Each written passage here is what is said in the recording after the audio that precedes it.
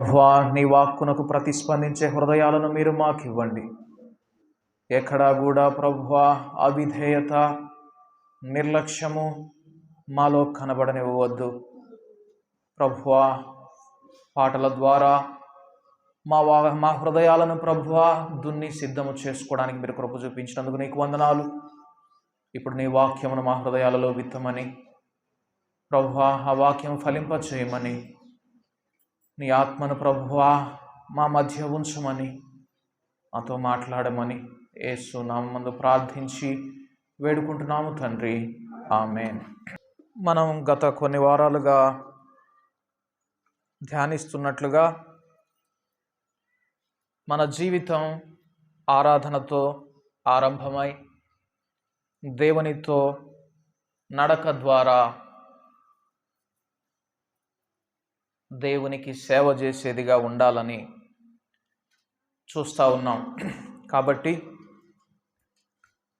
ఆరాధన అంటే ఏంటో మనం చూసాం. ఇప్పుడు దేవునితో నడిచేటటువంటి జీవితం అంటే ఏంటో చూద్దాం. పాత నిబంధన కాలంలో అయితే అల్టిమేట్గా మనము దేవునికి సేవ చేయాలి. అందునిమిత్తమే దేవుడు మనలను ఈ భూమి మీదకి తీసుకుని వచ్చినట్లుగా లేఖనం సెలవిస్తూ ఉన్నది.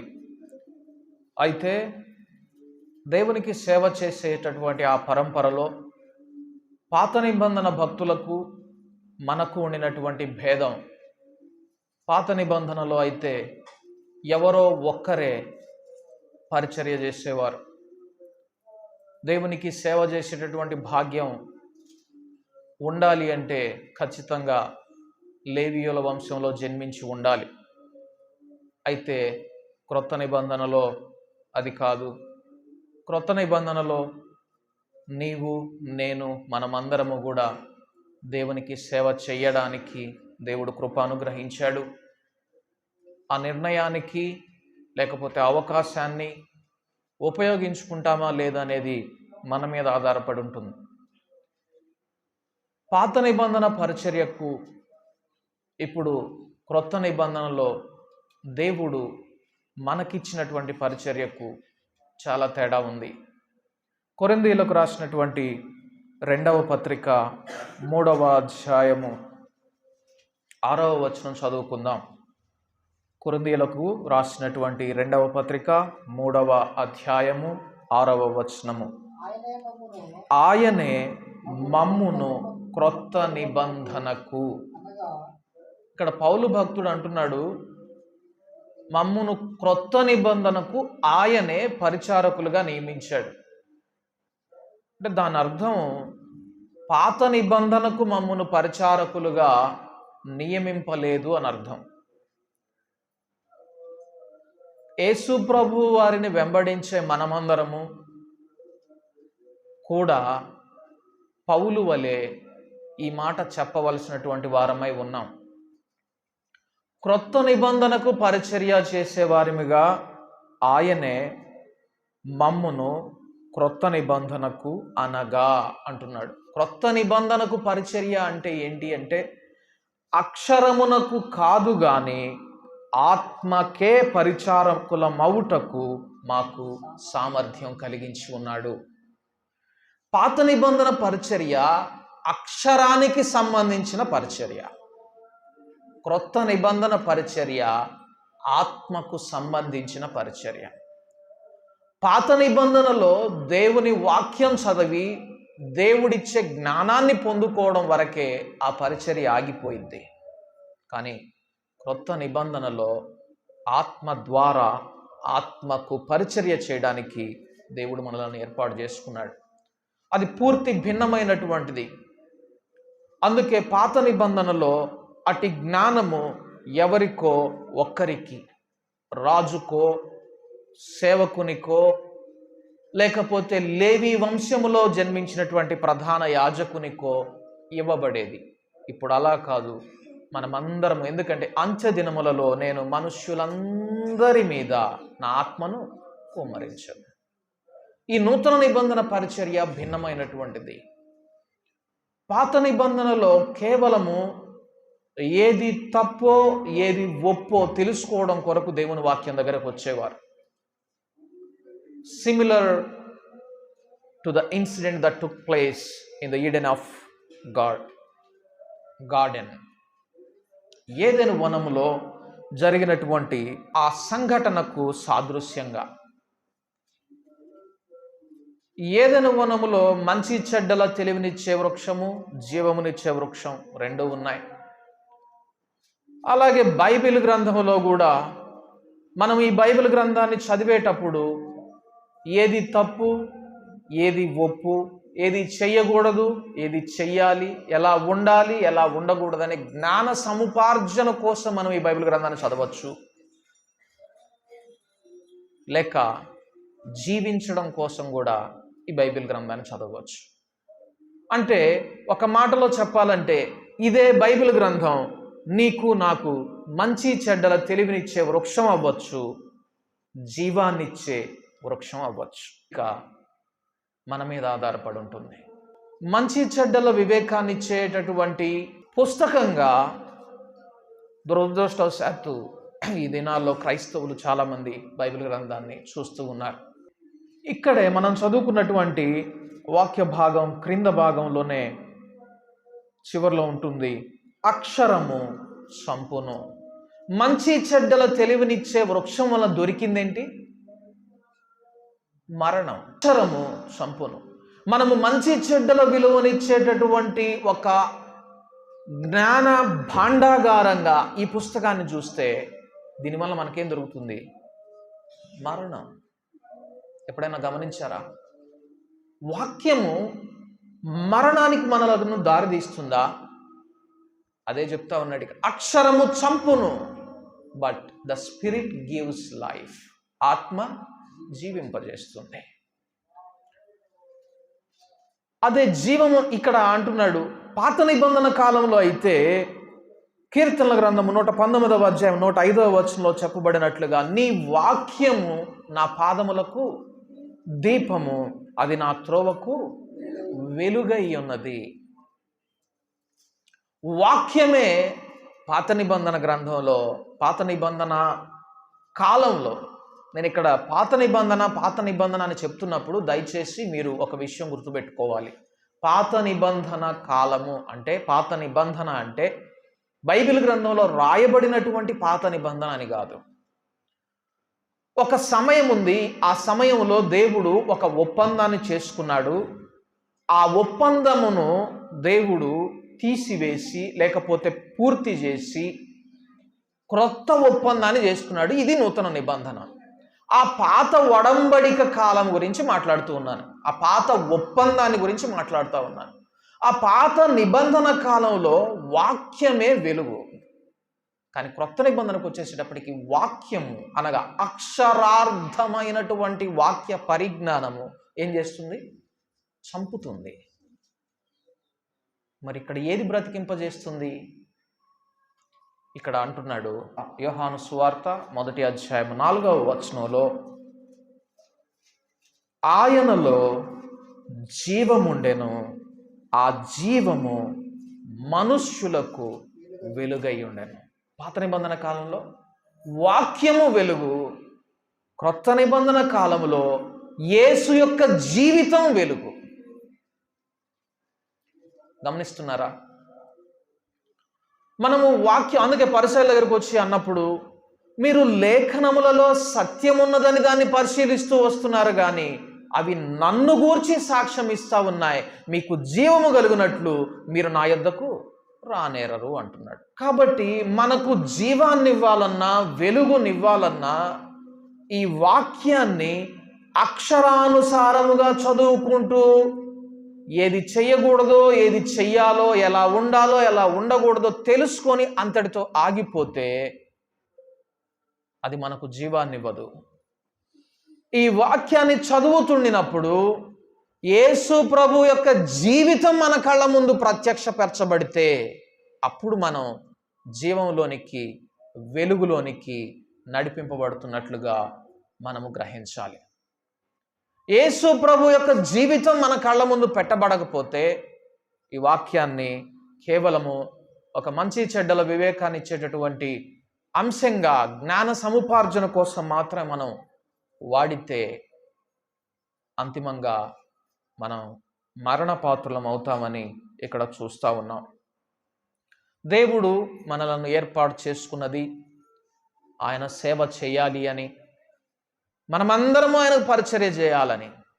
అందుకే మీరు ఆశ్చర్యకరమైనటువంటి ఆయన వెలుగులోనికి, చీకటిలో నుండి ఆశ్చర్యకరమైన ఆయన వెలుగులోనికి మిమ్మల్ని పిలిచిన వాని గుణాతిశయములను ప్రచురము చేయు నిమిత్తము మీరు ఏర్పరచబడిన వంశం. మీరందరూ అంటున్నాడు, మీరందరూ ఏర్పరచబడిన వంశమును, రాజులైన యాజక సమూహం. మీరందరూ యాజకులు, మీరందరూ పరిచర్య చేయాలి, మీరందరూ సేవ చేయాలి అనేది దేవుని యొక్క సంకల్పం. మనమందరము చేయాలనేది. అది ఏ విధమైనటువంటి పరిచర్య అయినా కావచ్చు. మనము మాట్లాడే ప్రతి మాట అవతలి వ్యక్తిని పురికొల్పేదిగా, హెచ్చరించేదిగా, బలపరిచేదిగా, దేవుని వెంబడించడానికి, మరి ముఖ్యముగా యేసు యొక్క జీవితాన్ని అనుసరించడానికి ప్రోత్సహించేదిగా మన అందరి మాట ఉండి ఆ విధంగా ఆయనకు పరిచర్య చేసే వారిగా ఉండాలని దేవుడు కోరుకుంటూ ఉన్నాడు. రోమీయులకు రాసినటువంటి పత్రిక 6వ అధ్యాయము, రోమీయులకు రాసినటువంటి పత్రిక 6వ అధ్యాయము 22వ వచనంలో ఒక మాట ఉంటుంది. రోమీయులకు రాసినటువంటి పత్రిక,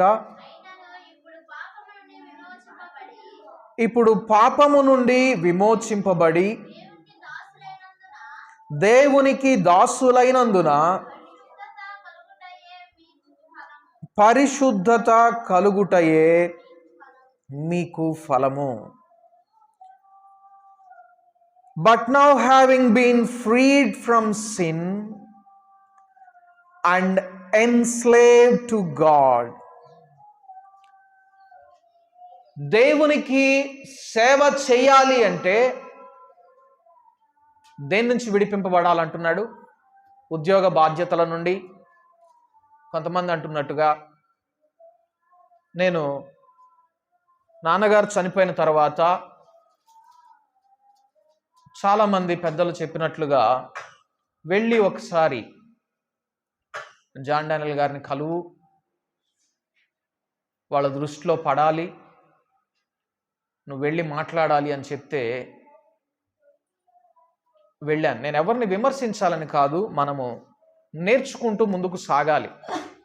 మన పని ఎవరిని జడ్జి చేయడం కాదు. ఎందుకంటే ఆయన అన్నాడు, మీరు తీర్పు పొందకుండా నిమిత్తం మీరెవరికి తీర్పు తీర్చొద్దన్నాడు. మరేం చేయాలి? మనలను మనమే తీర్పు తీర్చుకోవాలి, మనల్ని మనమే విమర్శించుకోవాలి, మనము సరైన మార్గంలో వెళ్తున్నామా లేదా అనేది. నేను వెళ్ళగానే గొప్ప దైవజనుడు ఆయన, మన సహవాసంలో చాలా పెద్ద స్థాయిలో ఉన్నటువంటి ఆయన అన్న మాట ఏంటంటే, నువ్వు జాబ్ చేస్తే నువ్వు దేవునికి సేవ చెయ్యలేవు. ఏదైనా లేఖనానుసారమైనటువంటి రుజువు ఉన్నదా? దానికి స్టాండర్డ్ బేస్ ఉందా ఆ మాటకి? బైబిల్ గ్రంథంలో ఎక్కడైనా మీరు ఉద్యోగాలు చేసుకుంటూ లేదా మీరు పనులు చేసుకుంటూ దేవునికి సేవ చేయలేరని ఉన్నదా? ఒక మాటలో చెప్పాలంటే, ప్రపంచంలో అమెరికాను ఉర్రూతలొగించినటువంటి ఉజ్జీవముతోటి కదిలించినటువంటి గొప్ప దైవజనుడు జాన్ వెస్లీ గారు ఒక పక్కన కాలేజీలో ప్రొఫెసర్గా చేసుకుంటూనే దేవుని పరిచర్య చేశాడు. రైట్, ఆయన ఆ మాట అనేసేశారు. ఆ తర్వాత కొంతమంది నాకు సలహా ఇచ్చారు, వివాహం చేసుకోకముందు నువ్వు దేవుని కొరకు మంచి జీవితం జీవించాలంటే, వెలిగింపబడే జీవితం జీవించాలంటే నువ్వు వివాహం చేసుకోకూడదు అన్నారు.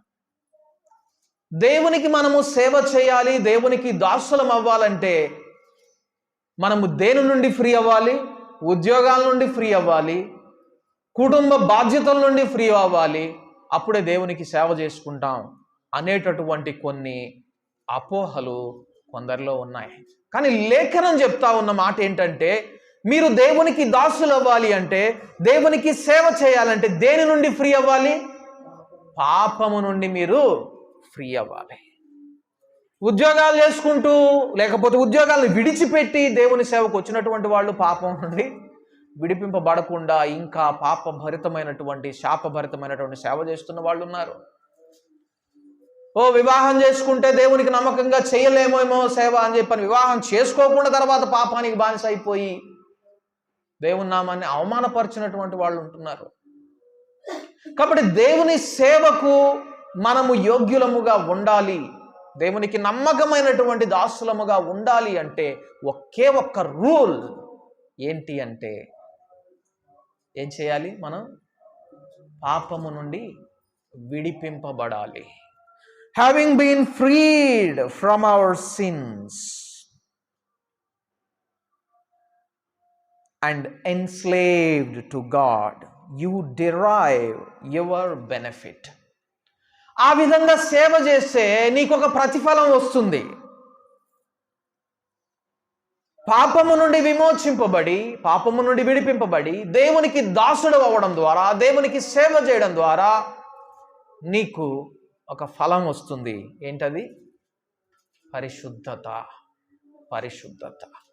కాబట్టి నేను నిజమైనటువంటి దేవుని సేవ చేస్తున్నాను, మనమందరము దేవుని సేవ చేస్తున్నాము, మనమందరము దేవుని పరిచర్యలో ఉన్నాము, రాజులైనటువంటి యాజక సమూహపు గుంపులో ఉన్నాము, ఏర్పరచబడినటువంటి వంశంలో భాగస్థులం అయ్యాము అన్నదానికి సాదృశ్యం ఏంటి అంటే,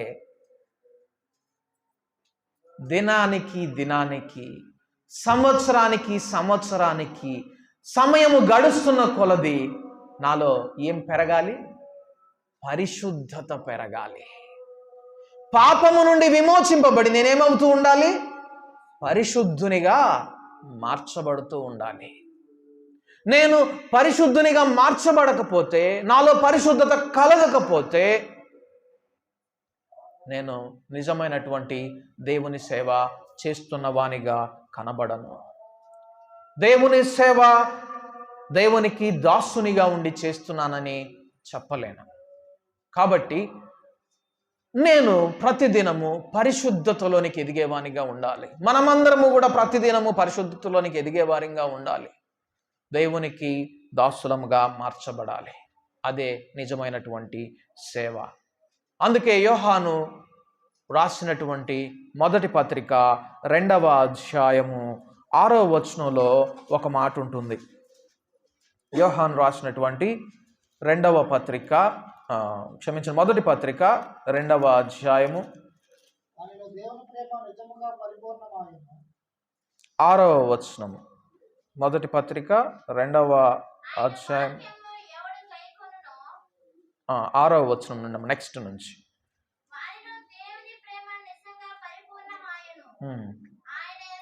ఆయన యందు నిలిచియున్నవాడనని చెప్పుకొనువాడు ఆయన ఎలాగు నడుచుకొనెనో అలాగే తానును నడుచుకొనబద్ధుడై ఉన్నాడు. లివింగ్ బైబిల్లో ఈ మాట చక్కగా వ్యాఖ్యానించబడింది. ఒకసారి నేను అది చదువుతాను.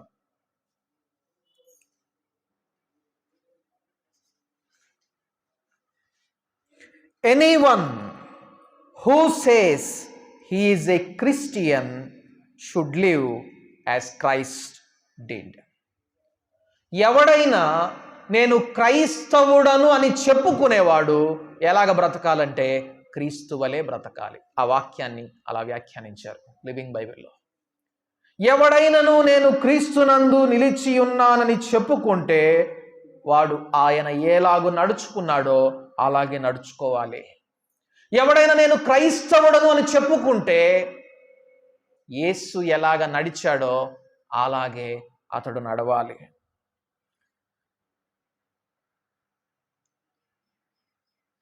ఇంకొక మాట కూడా మనం చూద్దాం ఒకసారి. కాబట్టి యేసు ఎలాగా ఈ భూమి మీద జీవించాడో అది తెలుసుకుంటేనే మనము నిజమైనటువంటి క్రైస్తవులంగా ఈ భూమి మీద ఉండగలం. దేవుని వాక్యంలో మనము చదివి ఏది మనలను పాపం నుండి కాపాడుతుంది, ఏది మనము దారి తప్పిపోకుండా నిలవబెడుతుంది అని తెలుసుకోవడం కంటే ఏది మనలను క్రీస్తు వలె బ్రతికేటట్లు చేస్తుందని తెలుసుకోవడమే జీవ మార్గాన్ని వెదకడం, జీవ మార్గాన్ని కనుగొనడం. అది మనం ఒక్క యేసు జీవితాన్ని పరిశీలించడం ద్వారా మాత్రమే మనం నేర్చుకోగలం. నువ్వు సువార్తలన్నీ బట్టేసి ప్రతి వచనం, ప్రతి అధ్యాయం, ప్రతి వచనం కంటతా పెట్టుకొని ఎక్కడడిగితే అక్కడ చెప్పగలిగినప్పుడు కాదు. అది మంచిది, కానీ that only cannot give life. అది మాత్రమే మనకు జీవాన్ని ఇవ్వదు. ఎక్కడా కూడా యేసు ప్రభు వారు ఎలాగా జీవించారు అనేది సువార్తల్లో ఎక్కడా కనబడదు మనకు. సువార్తలలో యేసు ప్రభు వారి యొక్క బహిరంగ జీవితం మనకు కనపడుతుంది, బహిరంగ పరిచర్య మనకు కనపడుతుంది, కానీ ఆయన అంతరంగ జీవితం మనకు ఎక్కడ కనబడదు. ఎవడైనా క్రైస్తవుడును అని చెప్పుకోవాలంటే ఆయన బహిరంగంగా ఎలా పరిచర్య చేశాడో తెలుసుకోవాలని కాదు, ఆయన ఎలా జీవించాడో అది తెలుసుకుంటేనే వాడు క్రైస్తవుడుగా ఈ భూమి మీద నిలబడగలడు. కాబట్టి మనము క్రీస్తునందు నిలిచి ఉన్నామని చెప్పుకోవాలి అంటే ఆయన ఎలాగూ ఈ భూమి మీద జీవించాడో అలాగే మనం జీవించాలి. కాబట్టి నేను ఏదైనా ఒక మాట చెప్తే అది నా జీవితాన్ని ప్రతిబింబించేదిగా ఉండాలి. మంచిగా దేవుని వాక్యాన్ని చెప్తూ, జ్ఞాన సముపార్జన ప్రకటిస్తూ, గ్రహింపలేని గూఢమైన సంగతులను దేవుని యొద్ద నుండి పొందుకొని చెప్తూ అది నా జీవితాన్ని ప్రతిబింబించకపోతే ద లెటర్ కిల్స్, అక్షరము చంపుతుంది. క్రైస్తవుడు అలా కాదు, వాడు ఏం చెప్తాడో అలాగ నడిచేవానిగా ఉండాలి, వాడు ఏది నడుస్తాడో అదే చెప్పేవానిగా ఉండాలి. ఒక మాటలో చెప్పాలంటే నా మాట నా నడతకు సమానం అవ్వాలి, నా మాట నా పనికి సమానం అవ్వాలి. అలాగ లేకపోతే నేను నిజమైనటువంటి క్రైస్తవుడను కాను. అందుకే పౌలు భక్తుడు అంటాడు, కొరింథీయులకు రాసినటువంటి మొదటి పత్రిక 4వ అధ్యాయంలో తిమోతికి రాస్తూ ఒక మాట అంటున్నాడు. తిమోతిని గురించి రాస్తూ ఒక మాట అంటున్నాడు. కొరింథీయులకు రాసినటువంటి మొదటి పత్రిక 4వ అధ్యాయము 17వ వచనం.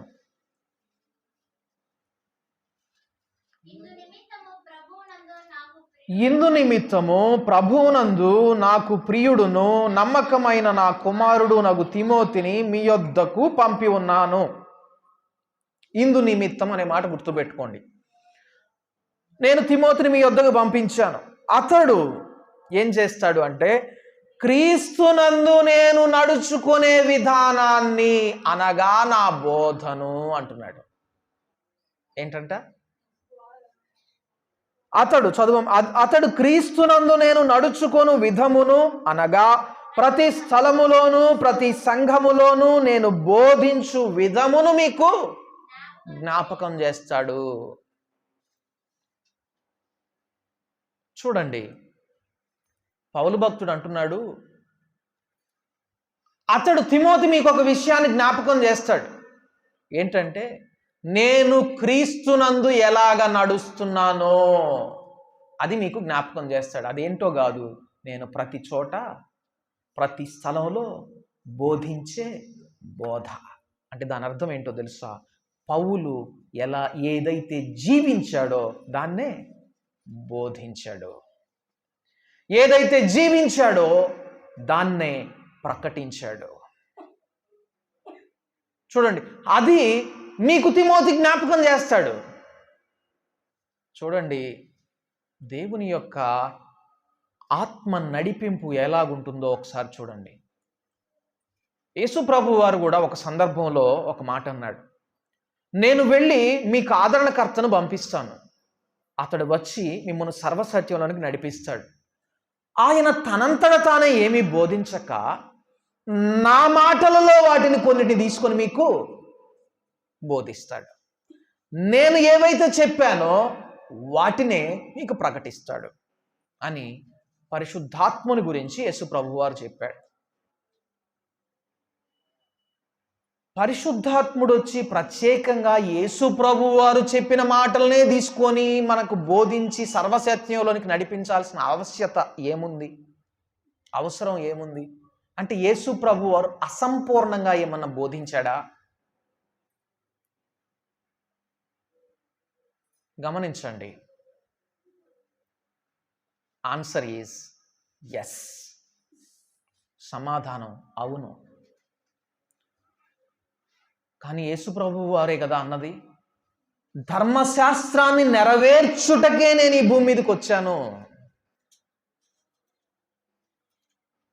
ధర్మశాస్త్రం అంతా నాలో ఉంది నా జీవితాన్ని చూస్తే అని చెప్పారు కదా.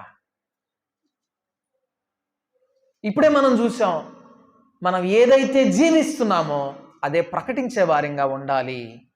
అంటే యేసు ప్రభు వారు ఏదైతే జీవించాడో అది ప్రకటించలేదా?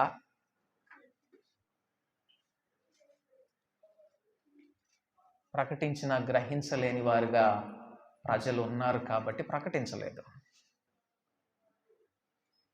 అయితే అది గ్రహించాలి అంటే మీకు ఆదరణకర్త కావాలి.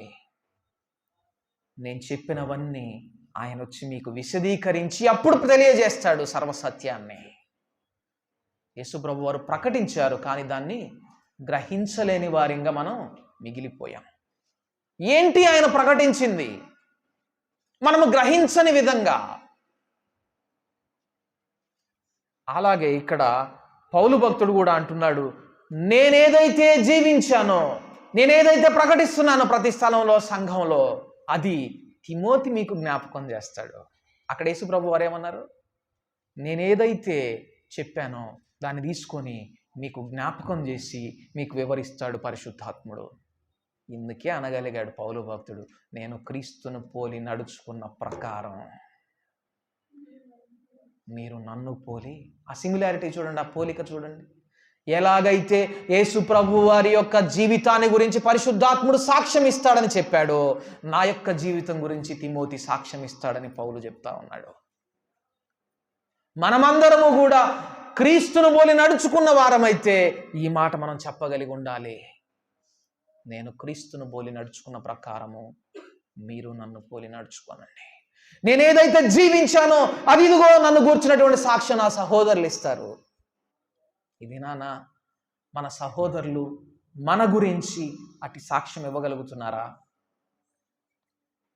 ఇదిగో ఆ సహోదరి చెప్పేది ఒకటి చేసేది ఒకటి అనేటటువంటి మాట వస్తుందా?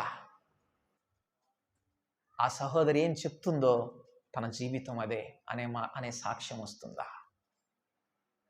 అట్టి సాక్ష్యం కలిగిన వారమైతే ఆత్మ ద్వారా నడిపించబడే వారము. అటు సాక్ష్యం లేని వారమైతే అక్షరాన్ని వెదికే వారం, అక్షర పరిచర్యకు అలవాటు పడినటువంటి వారం కానీ ఆత్మ పరిచర్యకు అలవాటు పడినటువంటి వారం కాము. కాబట్టి ఎవడైనను క్రీస్తునందు నిలిచి ఉన్న ఎడల వాడు క్రీస్తు ఎలాగు నడుచుకొనెనో అలాగు నడుచుకున్న బద్ధుడై ఉన్నాడు. ఏంటి క్రీస్తు ప్రభు వారు ఎలాగ నడుచుకున్నారు? ఆయన జీవితాన్ని మనం పరిశీలన చేస్తే హిజ్ యాటిట్యూడ్ టువర్డ్స్ సిన్,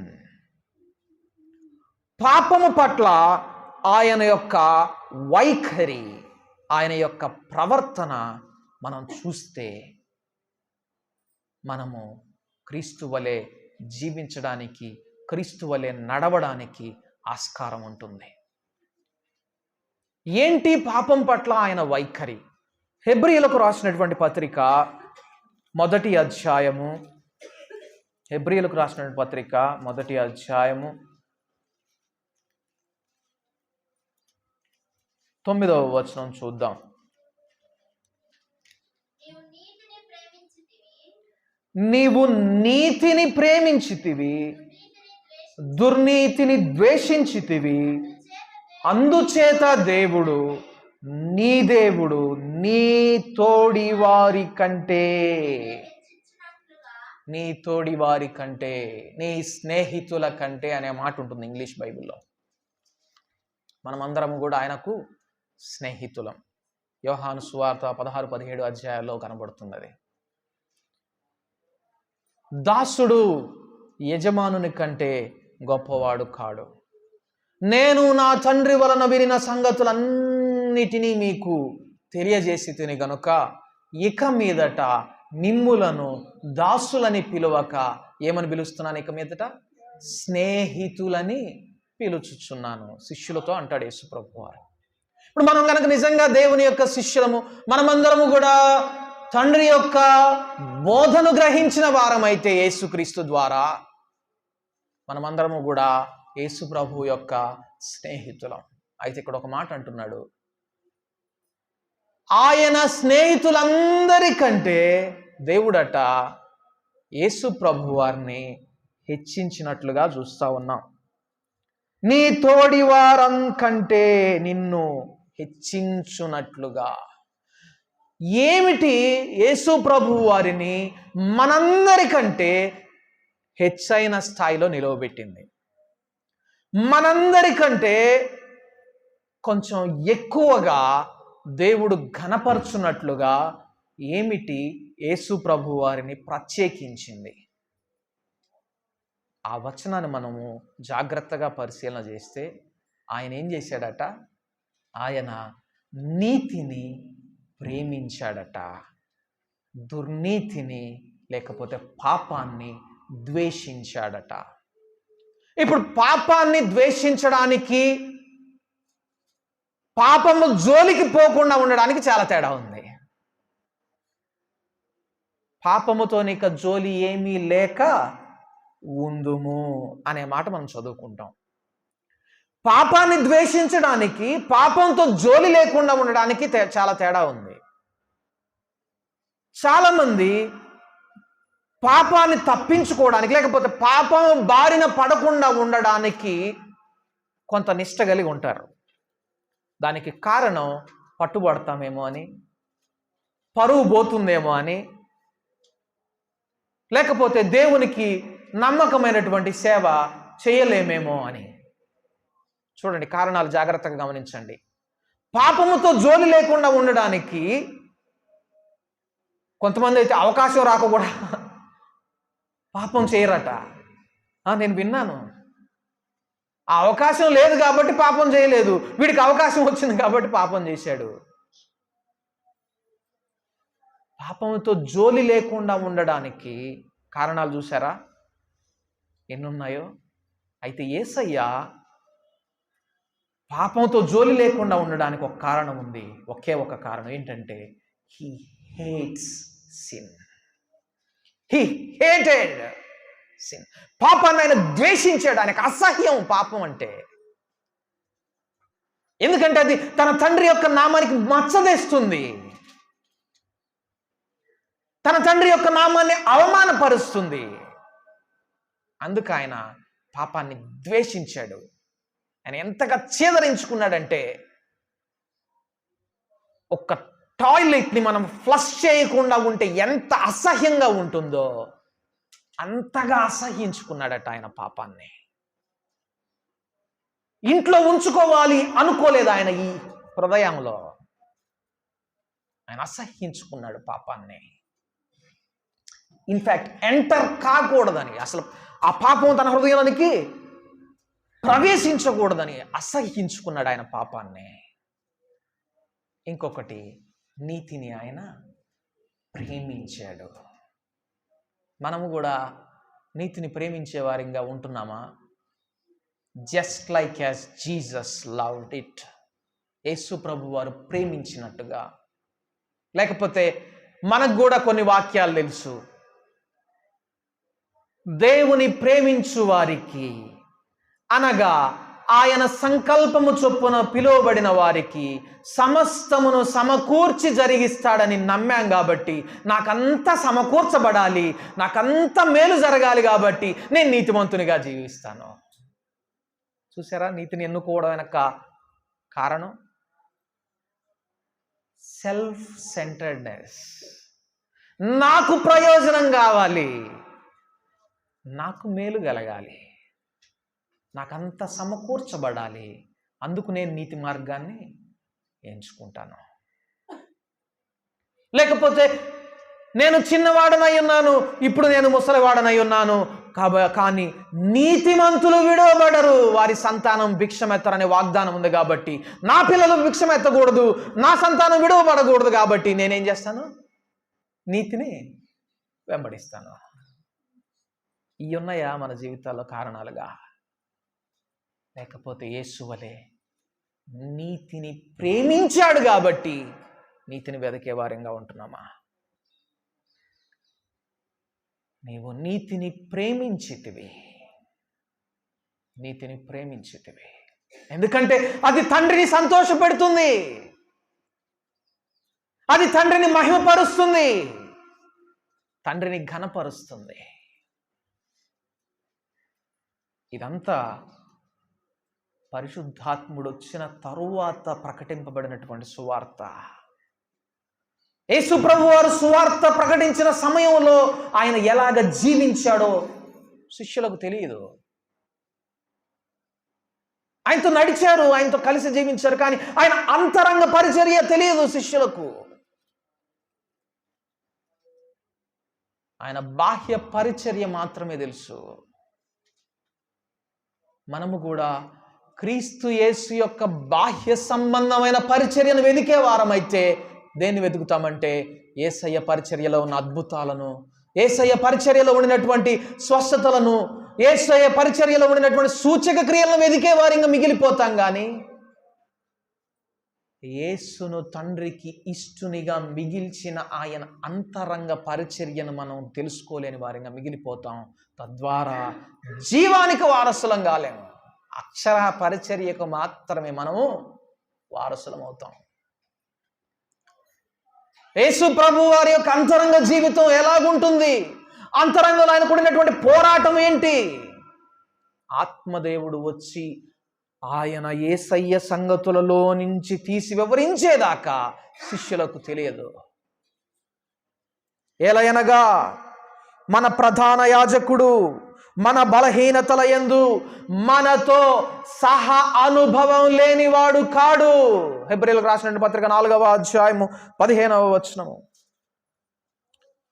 మన ప్రధాన యాజకుడు మన బలహీనతల యందు మనతో సహా అనుభవము లేనివాడు కాడు, గాని సమస్త విషయములలో మన వలె శోధింపబడ్డాడట. అన్ని విషయాల్లో మన వలె శోధన ఎదుర్కొన్నాడు ఆయన. డబ్బు విషయంలో, పరపతి విషయంలో, గౌరవం విషయంలో, పాపము విషయంలో మన వలె శోధింపబడ్డాడు. అందుకే ఆయన మనకు ప్రధాన యాజకుడు అయ్యాడు. ఎవరు కూడా అనుభవం గుండా పోకుండా యాజకులైతే పరిచర్య చాలా భిన్నంగా ఉంటుంది. అందుకే పెద్దలైనటువంటి దేవుని సేవకుల యొక్క జీవితాలను మనం పరిశీలన చేస్తే వారి విశ్వాస ఫలాన్ని మీరు వెంబడించండి. వారు నేర్చుకున్నారు తమ శ్రమల గుండా, శోధనల గుండా వెళ్ళి నిలిచి దేవుని యొద్ద నేర్చుకున్నారు. కాంప్రమైజ్ అయ్యి కాదు, రాజీ పడి కాదు. ఈ విషయం పరిశుద్ధాత్ముడు వచ్చేదాకా శిష్యులకు అర్థం కాలేదు. అంతరంగంలో ఆయనకి ఎటువంటి పోరాటం ఉంది? ఆయన నీతిని ప్రేమించడానికి, పాపాన్ని ద్వేషించడానికి కారణం ఏంటి? పాపం చేయడానికి అవకాశం లేకనా? లేకపోతే పరువు పోతుందనా? భయపడా?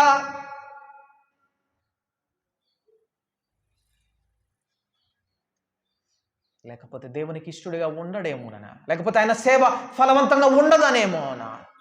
కాదు. ఆయన పాపాన్ని ద్వేషించాడు, నీతిని ప్రేమించాడు. మనము కూడా ఇట్టి సేవకులముగా, యేసు వంటి సేవకులంగా ఈ భూమి మీద ఏర్పరచబడినటువంటి వంశంలో ఉండాలి అంటే ఇటువంటి నడత మనలో ఉండాలి. యేసయ్య నడిచినటువంటి నడక మనలో ఉండాలి. పాపమును ద్వేషించి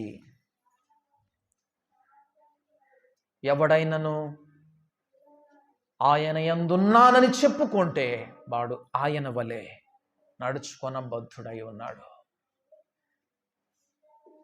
కాబట్టి మనము అందుకే కొరింథీయులకు రాసినటువంటి 2వ పత్రిక 3వ అధ్యాయము 18వ వచనంలో మనమందరమును ముసుకులేని ముఖముతో ప్రభువు యొక్క మహిమను అద్దము వలె ప్రతిఫలింపజేయుచు మహిమ నుండి అధిక మహిమను పొందుచు ప్రభువగు ఆత్మ చేత ఆ పోలికగా మార్చబడుతున్నాం.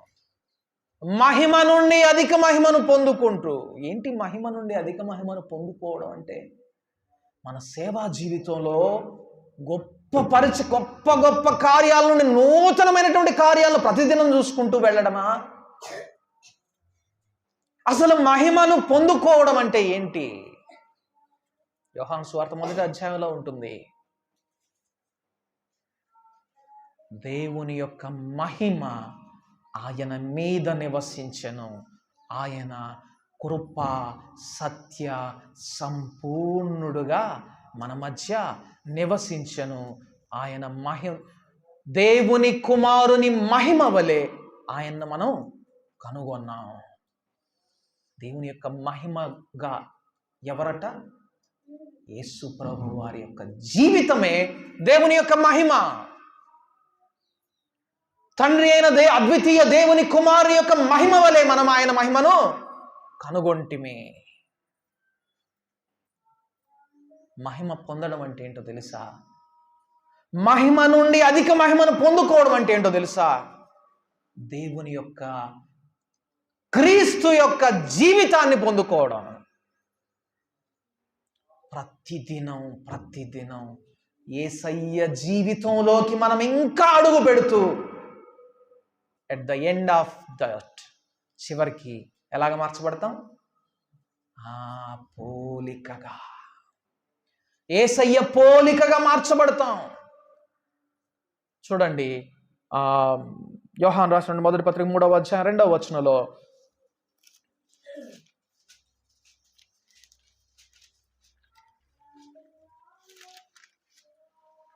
ప్రియులారా, ఇప్పుడు మనము దేవుని పిల్లలమై ఉన్నాము, మనమిక ఏమవుదుమో అది ఇంకా ప్రత్యక్షపరచబడలేదు గాని ఆయన ప్రత్యక్షమైనప్పుడు ఆయన ఉన్నట్లుగానే ఆయనను చూతుము గనుక ఆయనను పోలి ఉందుమని ఎరుగుదు. ఎప్పుడు ఆయనలాగా ఉంటామట? ఆయన ప్రత్యక్షమైనప్పుడు, యేసు ప్రభు వారు వచ్చినప్పుడు మనం ఆయనలాగా మార్చబడతాం. ఇప్పుడు ఆయనలాగా నడుస్తాం. ఆయనలాగా నడిచేదానికి, ఆయన వలె ఉండడానికి చాలా తేడా ఉంది.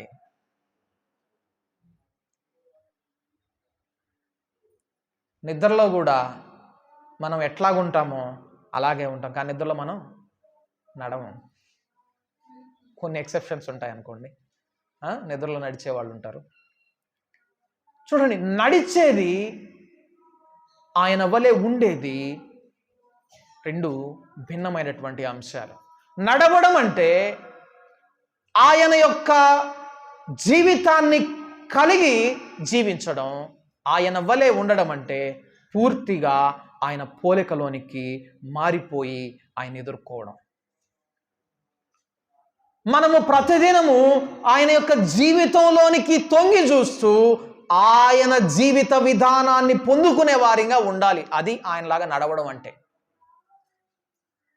ఆయన ఎలాగ నడిచాడు, ఆయన యొక్క ప్రవర్తన, ఆయన యొక్క వైఖరి పాపం పట్ల ఎలాగుంది, చూడండి, నేను 3 అంశాలు చూపించి ముగించేస్తాను. ఆయన యొక్క వైఖరి పాపం పట్ల ఎలాగుంది చూడండి. ఇర్మియా గ్రంథము 15వ అధ్యాయము 19వ వచనం ఒకసారి చూద్దాం. ఇర్మియా గ్రంథము 15వ అధ్యాయం.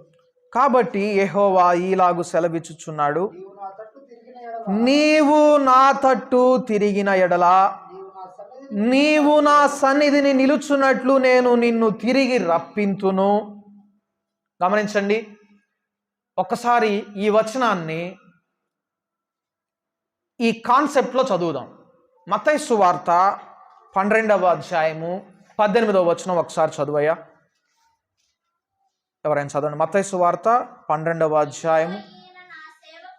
ఇదిగో ఈయన నా సేవకుడు, ఈయనను నేను ఏర్పరచుకొంటిని, ఈయన నా ప్రాణమునకిష్టుడైన నా ప్రియుడు. చాలమ్మా. నేను ఒకసారి ఇదే వాక్య భాగాన్ని మెసేజ్ బైబిల్ నుంచి ఒకసారి చదివి వినిపిస్తాను. మత్తయి సువార్త 12:18 వచనం. ఇదిగో ఈయన నా ప్రియ కుమారుడు. ఇదిగో అనే మాట దగ్గర అక్కడ ఏం పెట్టాడు? లుక్ వెల్ అని అక్కడ అన్నాడు. బాగా చూడండి అన్నాడు. ఎవరిని చూడమంటున్నాడు? యేసయ్యను చూడమంటున్నాడు. యేసయ్యను బాగా చూడండి. ఆయన తండ్రికి ఎలాగ ఇష్టడుగా ఉన్నాడో మీరు నేర్చుకోవాలంటే ఏం చేయాలి? యేసయ్యలోకి బాగా చూడాలి. యేసయ్యను స్పష్టంగా చూడాలి, పరిశీలించి చూడాలి, ఆయన జీవితాన్ని చూడాలి. ఇప్పుడు మనం అది ఒక పక్కన అలా పెట్టి ఆ కాంటెక్స్ట్లో ఇర్మియా గ్రంథం 15వ అధ్యాయము 19వ వచనం చూద్దాం. కాబట్టి యెహోవా ఇలాగు సెలవిచ్చెను, నీవు నా తట్టు తిరిగిన ఎడల నీవు నా సన్నిధిని నిలుచున్నట్లు నేను నిన్ను తిరిగి రప్పింతును. నువ్వు నా వైపు తిరగాలి. యేసు ఎలాగ తిరిగాడు అలాగ తిరిగితే యేసు ఎలాగా నా సన్నిధిని నిలువబడ్డాడో నేను నిన్ను అలాగ నిలువబెడతాను. ఎట్లాగా చూడండి. ఏవి నీచములో ఏవి ఘనములో నీవు గుర్తు పట్టిన ఎడల నీవు నా నోటి వలె ఉందువు. మనం ఇందాక చూసాం, మన నడత మన మాటగా ఉండాలి. మన నోట నుండి వచ్చే మాట మన జీవిత విధానాన్ని ప్రతిబింబించాలి. ఇదిగో నీవు నా నోరుగా ఉండాలంటే నువ్వేం చేయాలంటే ఏవి నీచాలో ఏవి ఘనాలో గుర్తుపట్టాలి. అప్పుడు నువ్వు నా నోరుగా ఉంటావు. వివరించి చెప్పాలంటే నీ మైండ్లోకి చాలా మాటలు వస్తూ ఉన్నాయి, చాలా ఆలోచనలు వస్తూ ఉన్నాయి. వాటిలో ఏది మేలైనది ఏది ఘనమైనది నువ్వు గుర్తుబట్టి ఆ ఆలోచననే నీ మాటగా మార్చి మాట్లాడితే అప్పుడు నువ్వు ఎలాగుంటావు? దేవుని నోరుగా ఉంటావు. కాబట్టి మాట్లాడే ప్రతిసారి చాలా జాగ్రత్తగా మాట్లాడాలి. ఏవి నీచములు ఏవి ఘనములు నేను సెగ్రిగేట్ చేసుకోవాలి. మేలైన దాన్ని తీసి నేను మాట్లాడాలి. చూడండి, హృదయము నిండిన దానిని బట్టి నోరు మాట్లాడుతుంది. మనం అనుకుంటాం నాలుక భయంకరమైంది, అది పాప ప్రపంచమై లోకానికి చిచ్చు పెడుతుంది. ఎస్, కానీ రూట్ కాజ్ ఏంటో తెలుసా? దాని మూలం ఏంటో తెలుసా? ఎక్కడుంది? అసలు హృదయంలో ఉంది. అందుకే హృదయము పరిశుద్ధతగా ఉండాలి. క్రీస్తు వలె పాపమును ద్వేషించి నీతిని ప్రేమించేదిగా ఉండాలి. అప్పుడు మాట ఎలాగొస్తుంది? ఘనమైన వాటిని గుర్తుపట్టుకొని వాటినే బయటకు పలికేదిగా నాలుక కంట్రోల్ చేయబడుతుంది. నాలుకను సాధకం చేసుకోవడం అంటే అది. చూడండి, పాపమును ఎంతగా ద్వేషించాడు అంటే తండ్రి యొక్క సెలవు లేకుండా మాట్లాడే ముందు ఆయన నీచమైనవేమిటి ఘనమైనవేమిటి అని పరిశీలన చేసుకోకుండా ఆయన మాట్లాడలేదట యేసయ్య. ఇది నాన్న, మనం ఎంత తొందరపడి మాట్లాడుతున్నాం, ఎంత తొందరపడి మాట అనేస్తున్నాం, తొందరపడి కంక్లూజన్కి వచ్చేస్తున్నాం, ఒక ఆలోచనకు వచ్చేస్తున్నాం. కొంతమంది మాట్లాడరు కానీ ఆలోచన మాత్రం వచ్చేస్తుంది వెంటనే. నోరు మెదపకుండా కూడా మనం మాట్లాడడానికి ఆస్కారం ఉంది నూతన నిబంధనలో. నూతన నిబంధనలో మొట్టమొదటిసారి పరిశుద్ధాత్మునికి వ్యతిరేకంగా పోరాడేటట్లు పాపం చేయించగలిగింది ఏంటో తెలుసా? హృదయంలో నుండి మాట్లాడడమే, పెదవుల ద్వారా కాకుండా. అననీయ సప్పీరాలు పరిశుద్ధాత్మ ఎదుట చేసిన పాపం ఏంటో తెలుసా? అక్కడ పేతురు అంటాడు, మీరు పరిశుద్ధాత్మనికి వ్యతిరేకంగా ఎందుకు ఒక్కటయ్యారు? వారి నోట నుండి మాట రాకముందే. ఎందుకు పరిశుద్ధాత్మకు వ్యతిరేకంగా మీరు అబద్ధం చెప్పారు అంటాడు. ఒక్క మాట కూడా మాట్లాడకముందే. చూడండి, మనము మాట్లాడడానికి ఎంతగా నీచములు ఘనములు ఎంచి మనం మాట్లాడాలో ఆలోచించడానికి కూడా అంతే చేయాలి. దాని అర్థము దురాలోచనలు రావు అని కాదు. దురాలోచనలు అంటే ఇంకో విధంగా కూడా ఆలోచించాల్సిన అవసరం లేదు. నీచములు ఘనములు అని ఎంచేటటువంటి కాన్సెప్ట్లో అట్టి ఆలోచన మనం దూరం చేసుకొని ఘనమైనటువంటి ఆలోచనను ఎల్లప్పుడూ ఆలోచించేవారిగా, మాట్లాడేవారిగా ఉండాలి.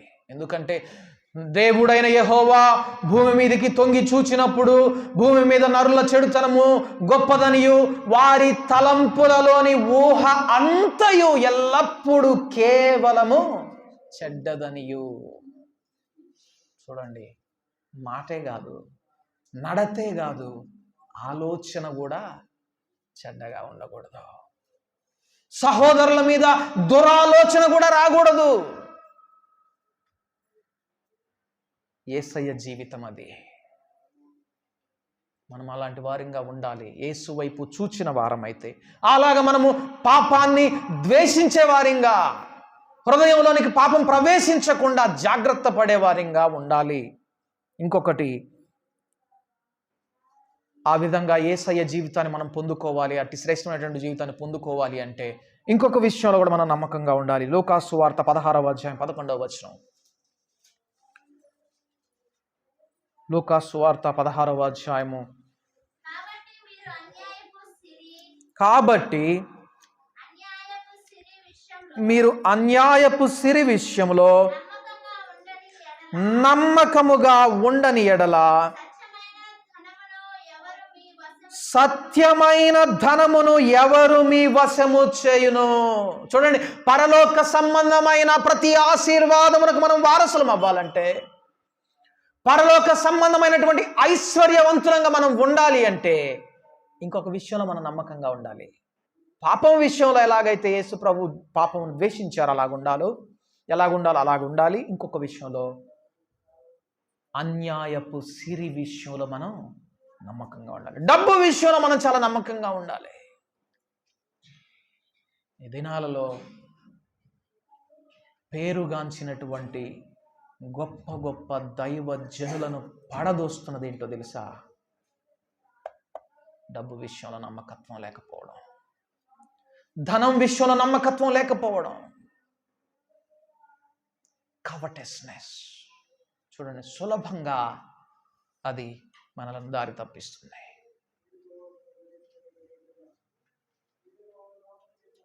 మంచి పోరాటము పోరాడి గెలిచిన నా దాసుడా అని దేవుడు అనడు.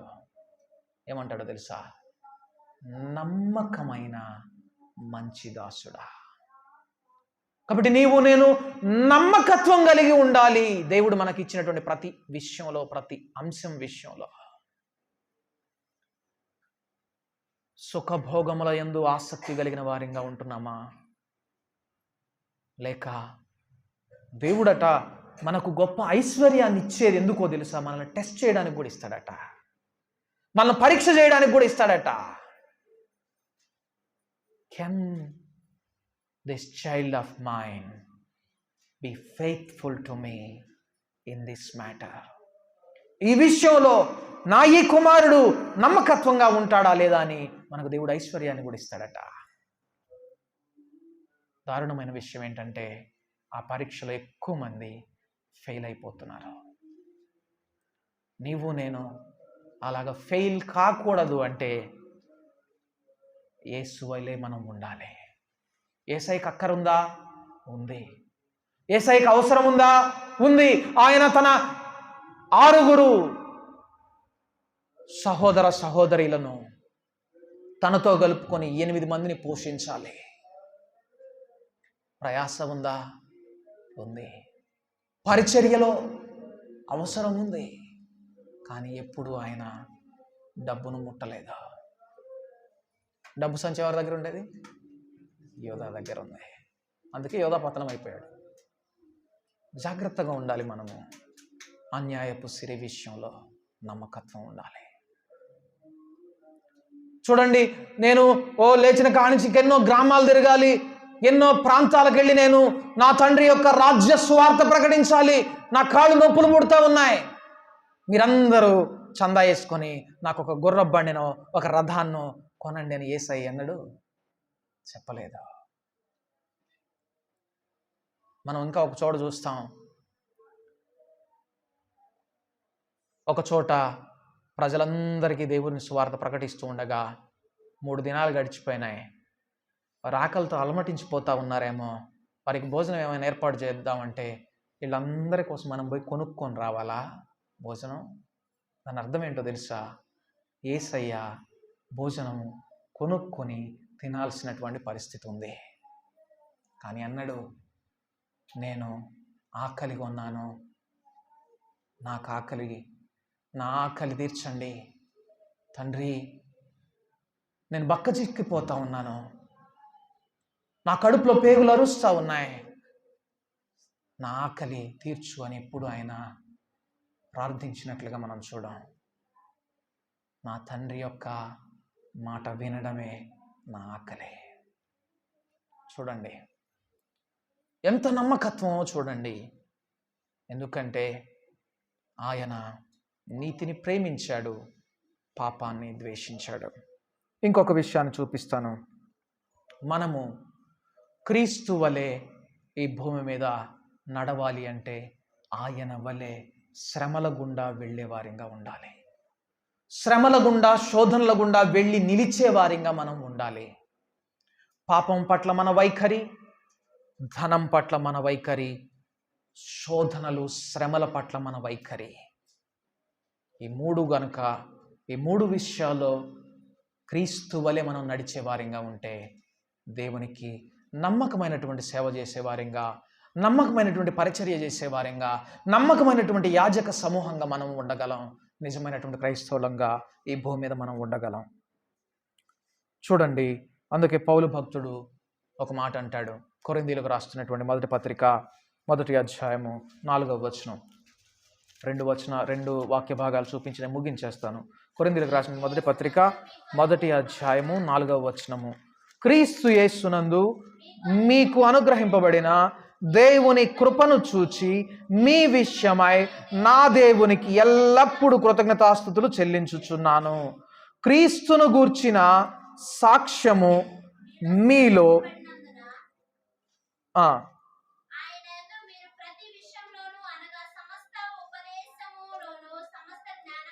సమస్త జ్ఞానములోను ఐశ్వర్యవంతులైరి. చూడండి, యేసును గూర్చినటువంటి జ్ఞానములో కూడా ఐశ్వర్యవంతులుగా ఉన్నారట.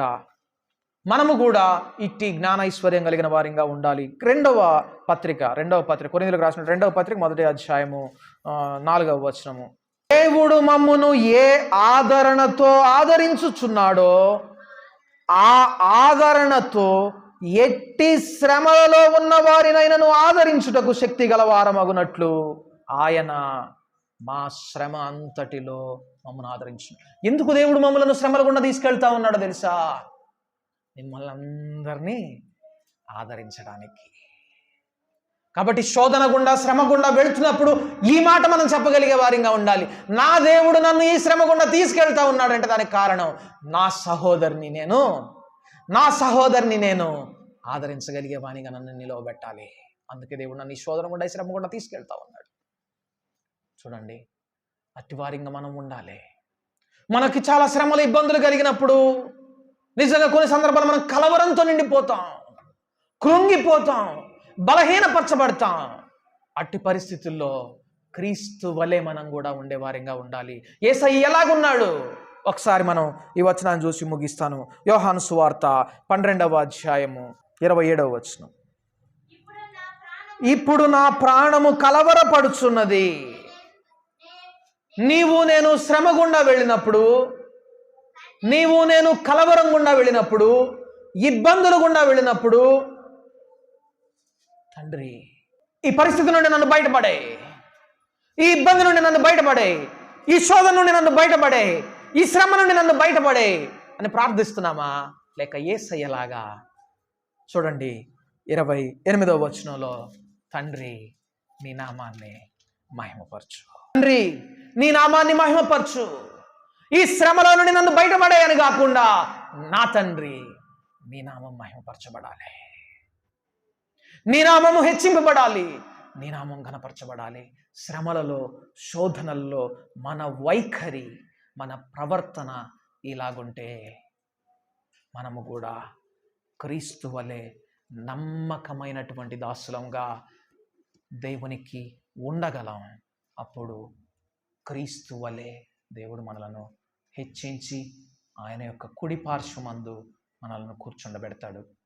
ప్రార్థన చేసుకుందాం. పరిశుద్ధుడా మా తండ్రి, నీకు వందనాలు, స్తోత్రాలు. ఆత్మలో ఆరాధించడం మాత్రమే కాదు, మా జీవిత విధానం కూడా క్రీస్తు వలె ఉండాలి. మేము నిజమైనటువంటి క్రైస్తవులముగా ఉండాలి అంటే ఈ భూమి మీద క్రీస్తు ఎలాగూ నడిచాడో అలాగ మేము నడవాలి. క్రీస్తు ఎలాగ నడిచాడంటే ఆయన నీతిని ప్రేమించాడు, దుర్నీతిని, అక్రమమును, పాపమును ద్వేషించాడు. పాపము విషయమైన ఆయన వైఖరి, అట్టి వైఖరి మేము కలిగిన వారిగా ఉండాలి. నమ్మకత్వము, ధనము విషయంలో శ్రమల గుండా నడిచినప్పుడు, నా తండ్రి నన్ను ఈ శ్రమలో నుండి బయటపడేయని కాకుండా నీ నామం మహిమపరచబడనివ్వు, నీ నామం ఘనపరచబడనివ్వు అని ప్రభువా ఎల్లప్పుడూ నీ వైపు చూస్తూ నిన్ను ఘనపరచాలనేటటువంటి ఉద్దేశం కలిగి ఉండి జీవించడమే క్రీస్తును పోలి జీవించడం అని మేము చూసాం. ప్రభువా, మేము ఈ భూమి మీద జీవించిన జీవిత కాలంలో క్రీస్తు వలె జీవించడానికి అన్ని విషయములలో ఎదిగి క్రీస్తు వలె నడిచేవారిగా మీరు మమ్మలను చేయండి. మా వైఖరి పాపం పట్ల, మా వైఖరి నీతిని అనుసరించే దాని పట్ల క్రీస్తును పోలిన మాదిరిగా ఉన్నట్లు మా జీవితాలను ప్రభువా మీరు నూతనపరచమని యేసు నామమున ప్రార్థించి వేడుకుంటున్నాం తండ్రి. ఆమేన్.